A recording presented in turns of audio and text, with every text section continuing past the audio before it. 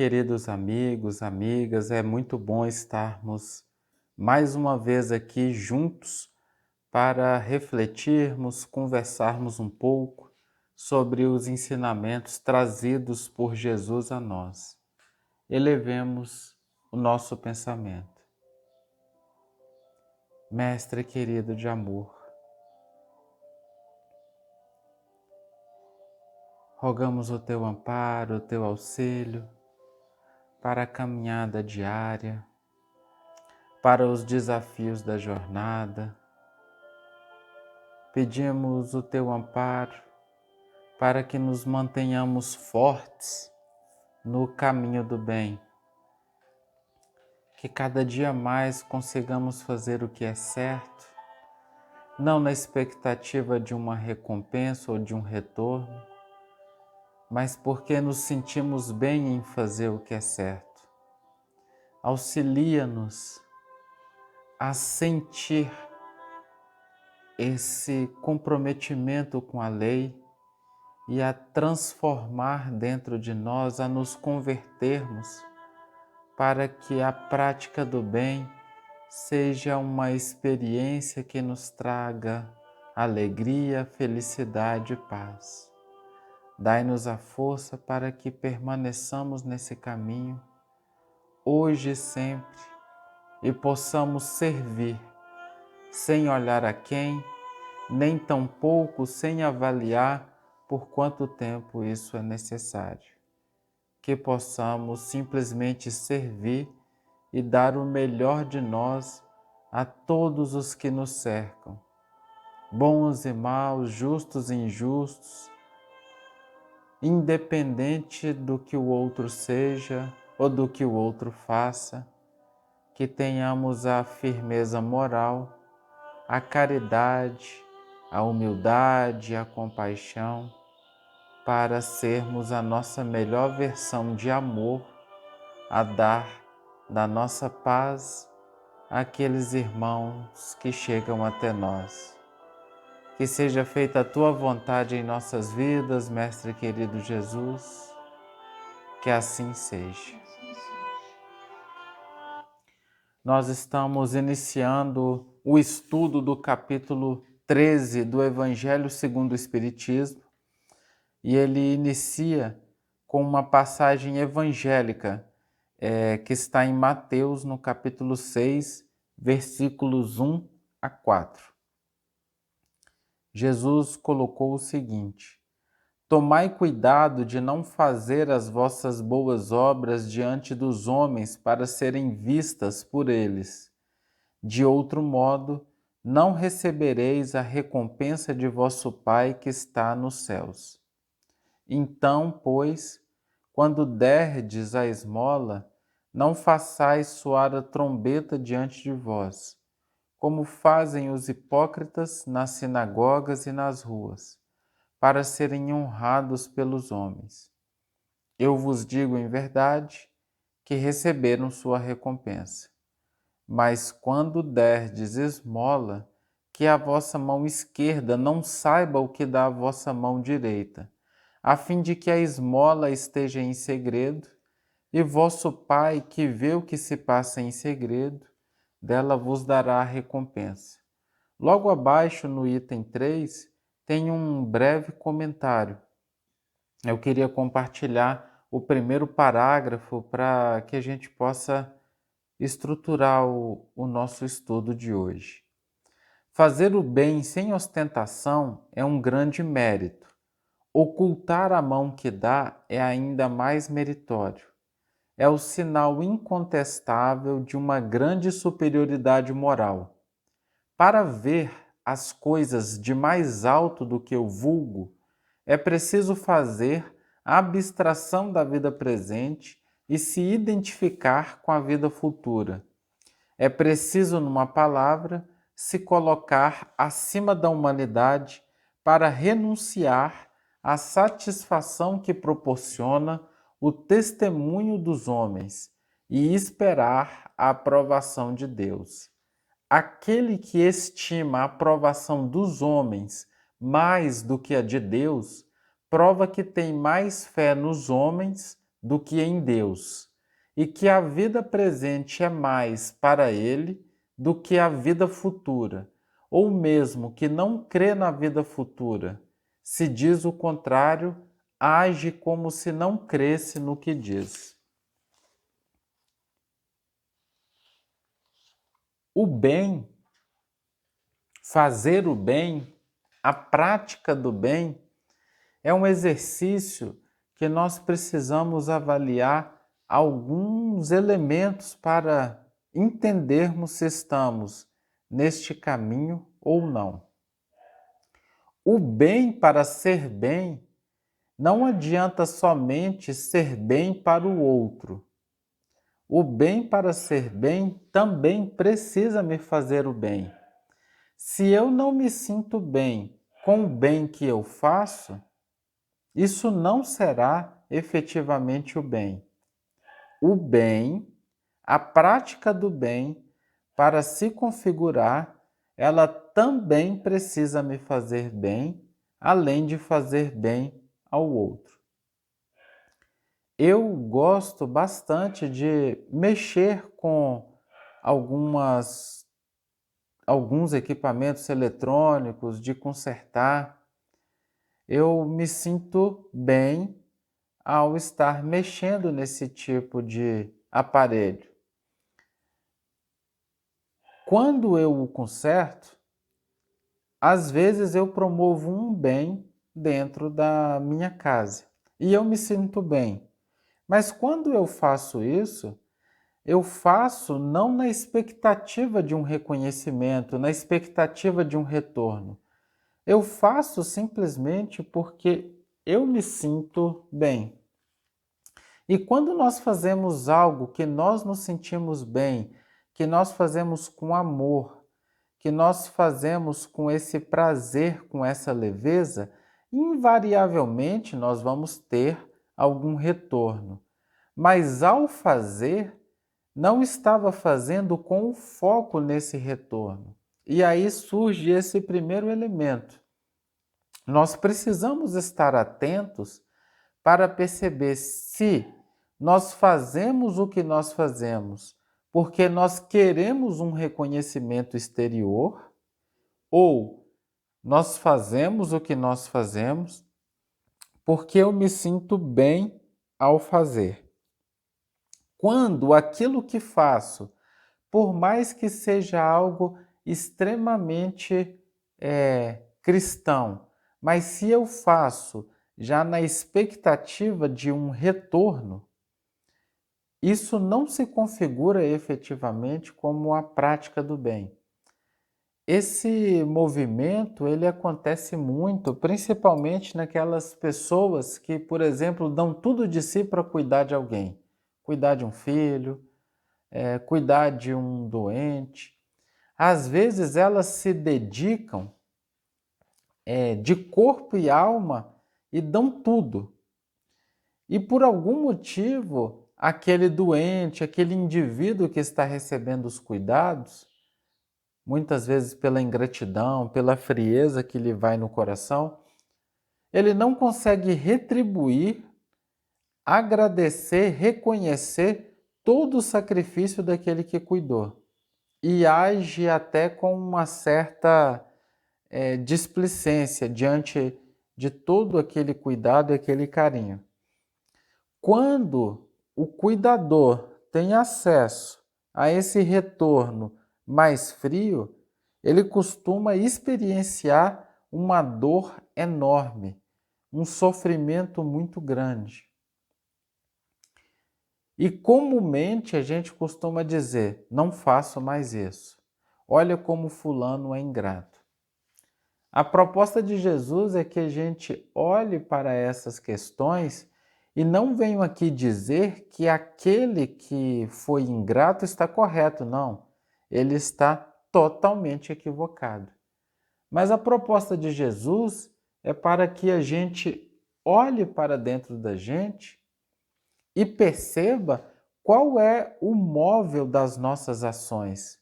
O que me motiva a fazer o que eu faço?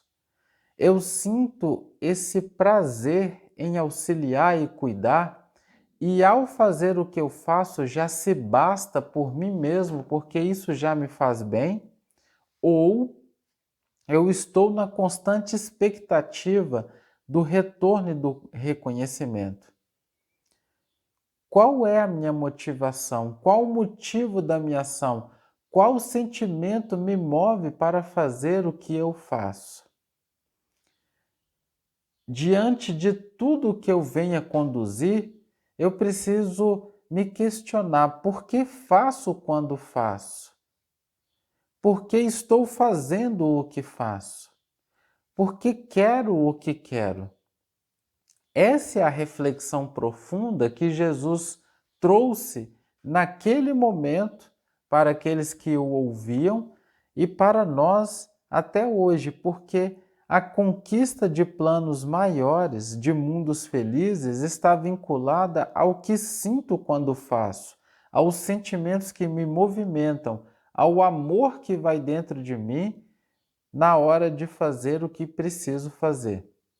Voltando naquele exemplo dos pequenos consertos domésticos, dos aparelhos que eu gosto de mexer, como é algo que eu gosto e sinto prazer em fazer, não se torna pesado para mim. E aí nos cabe mais uma reflexão.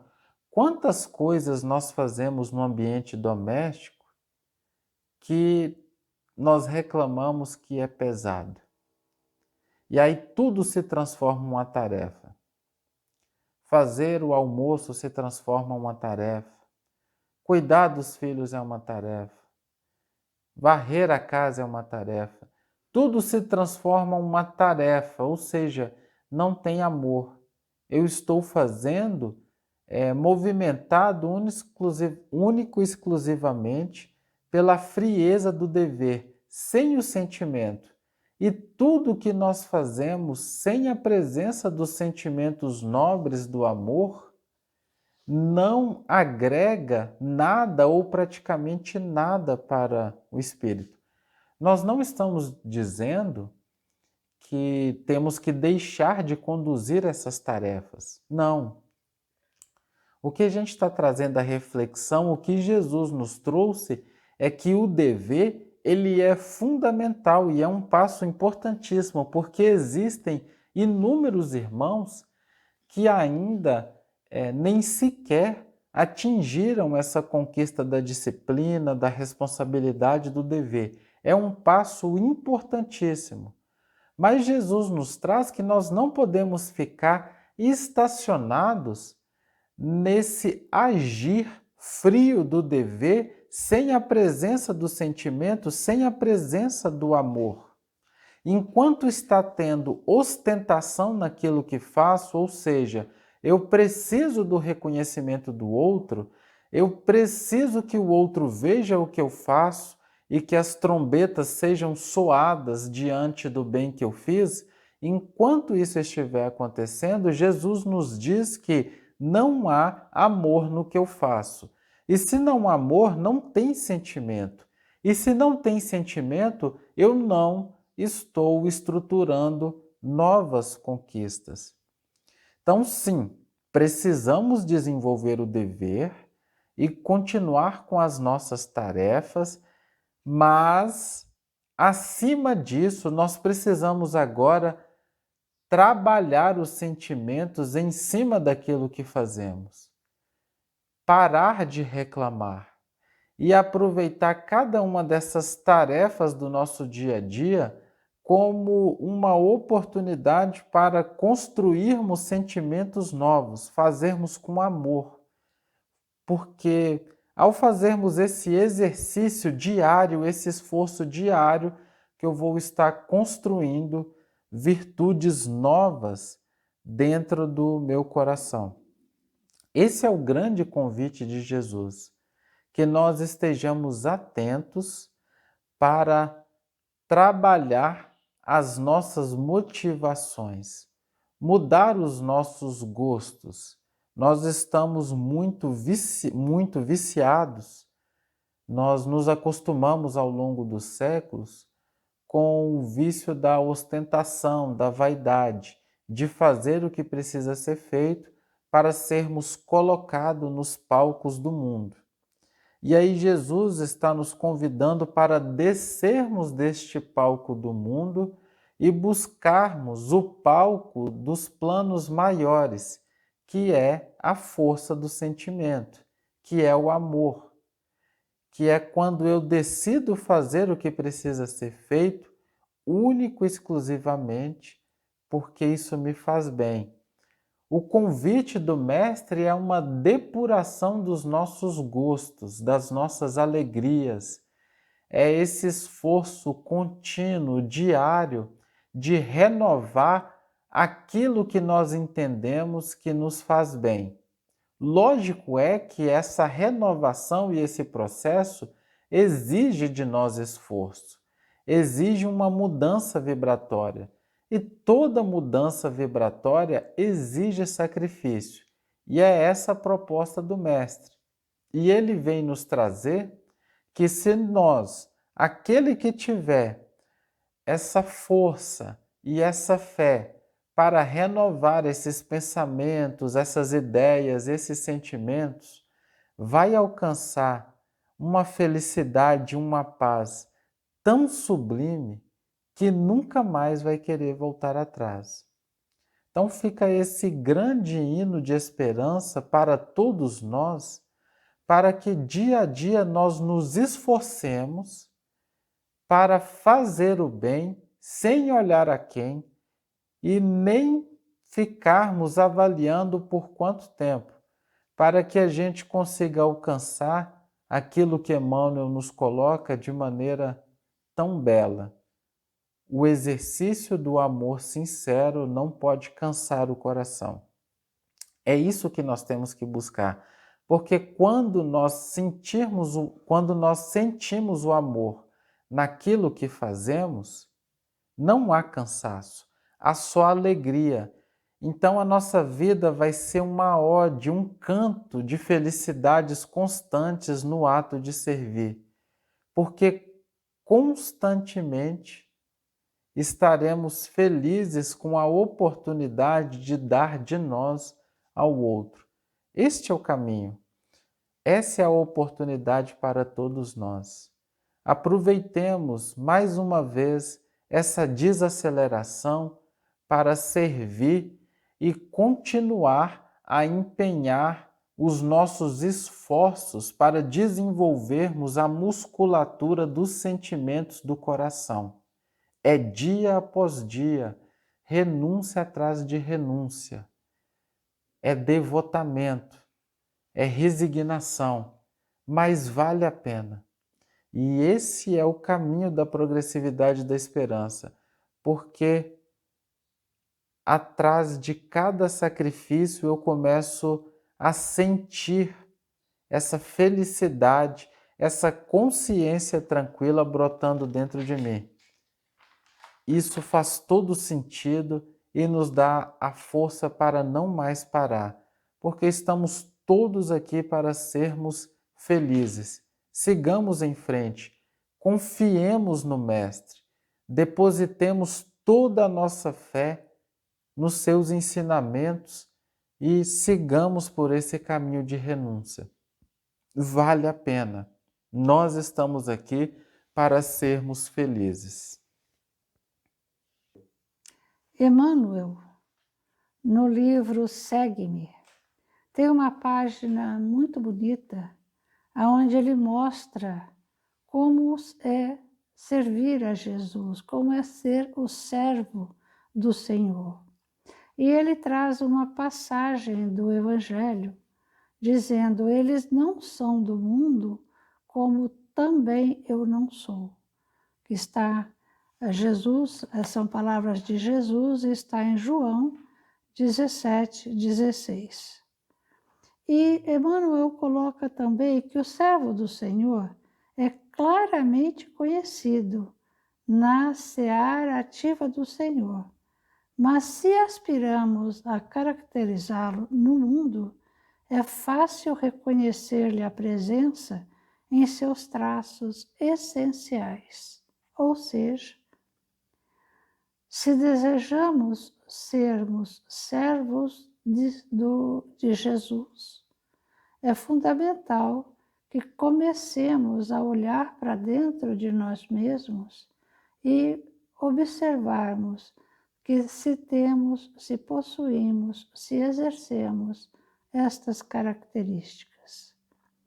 O servo do Senhor, ele vive no mundo, sem agarrar-se ao mundo, sem se preocupar com as coisas do mundo de forma a colocar acima das coisas de Jesus, das coisas de Deus, as suas pretensões pessoais.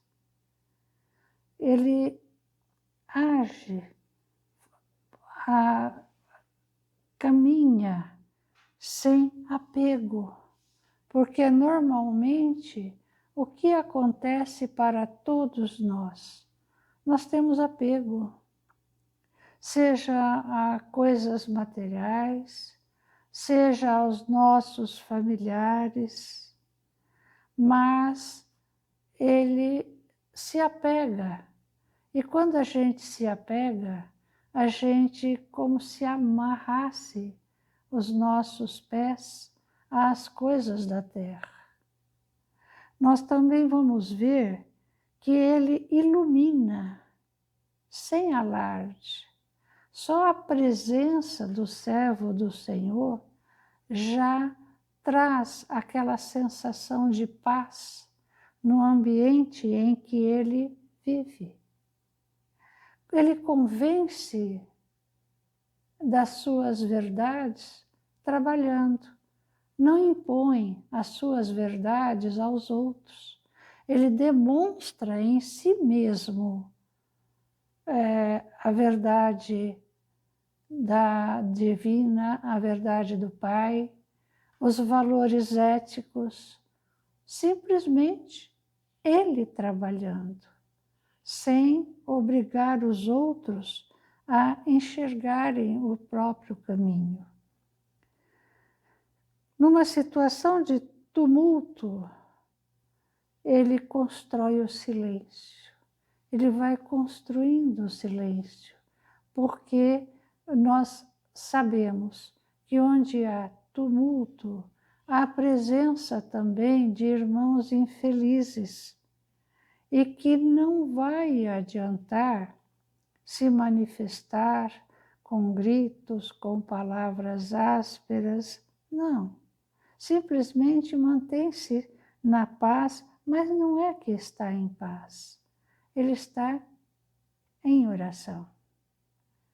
Injuriado, ele esquece, porque sabe que aquele que usa da injúria é ainda um irmão com muita necessidade de modificar a si próprio, da sua visão de mundo.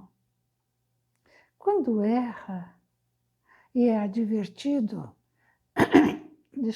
por um superior, por alguém que ali está convivendo, ele olha para dentro de si mesmo e aproveita para fazer uma avaliação, para fazer uma análise, se aquela advertência não tem uma razão de ser.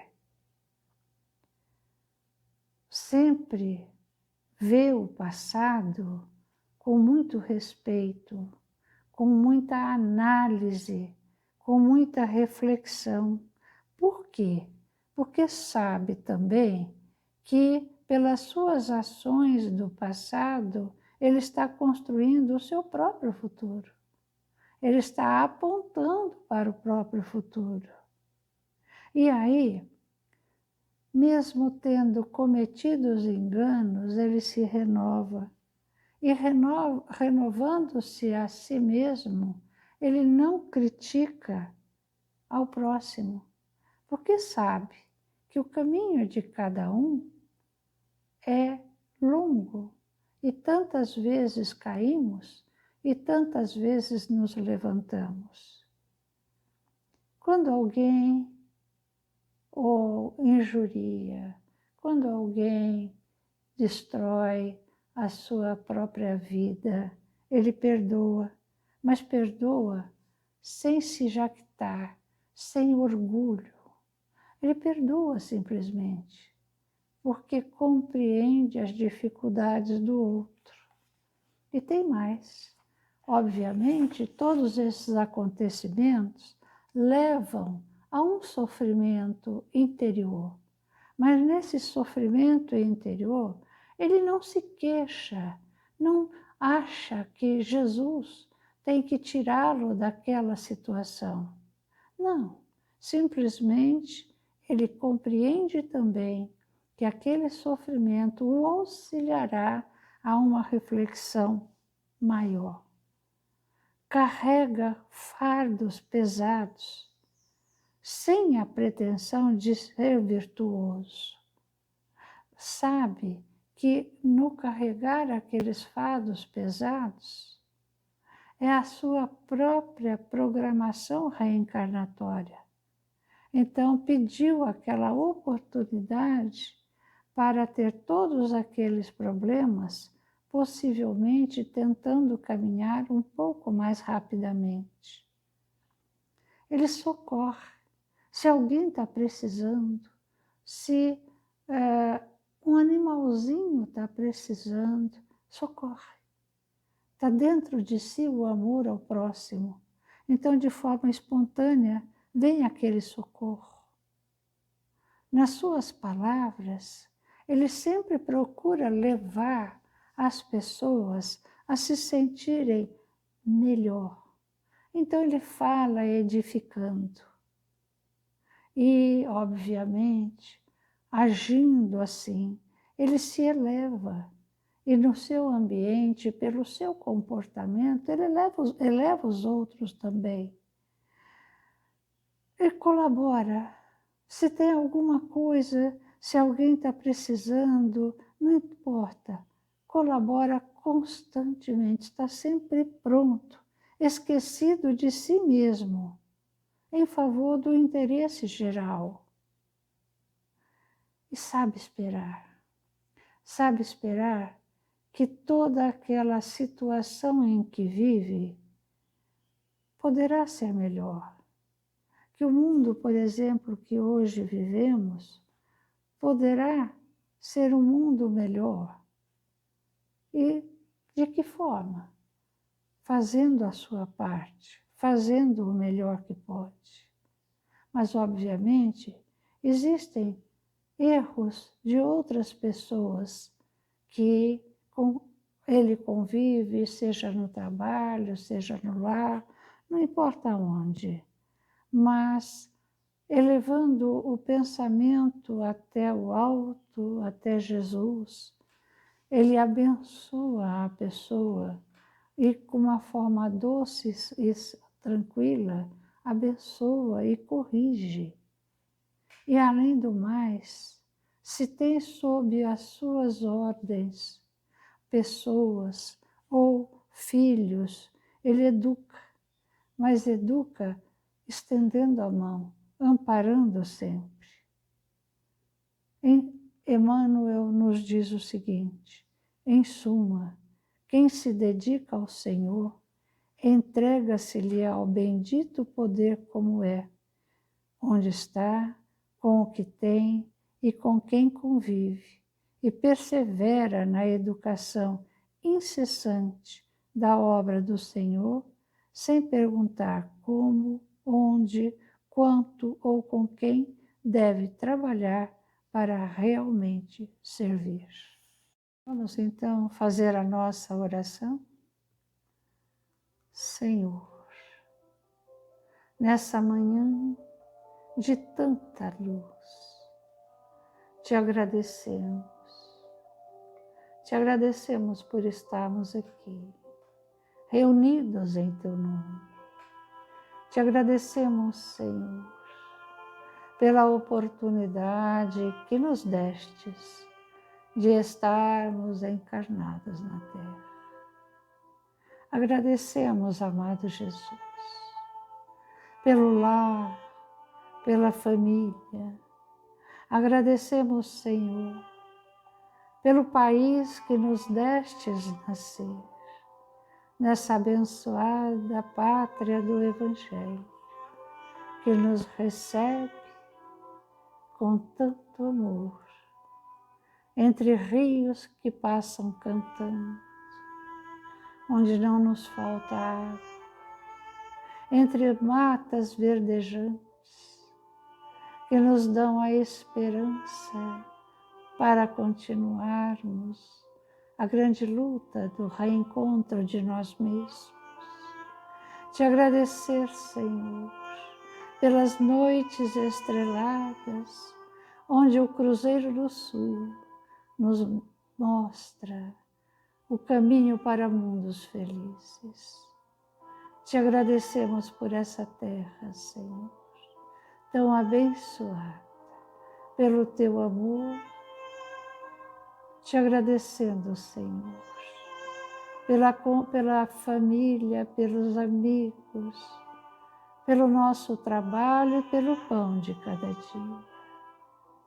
Rogamos as vossas bênçãos a todos aqueles em sofrimento. Rogamos as bênçãos do teu amor a todas as fraternidades para o bem universal, encarnados ou não, que se entregam por amor a vós. Que assim seja. Que assim seja.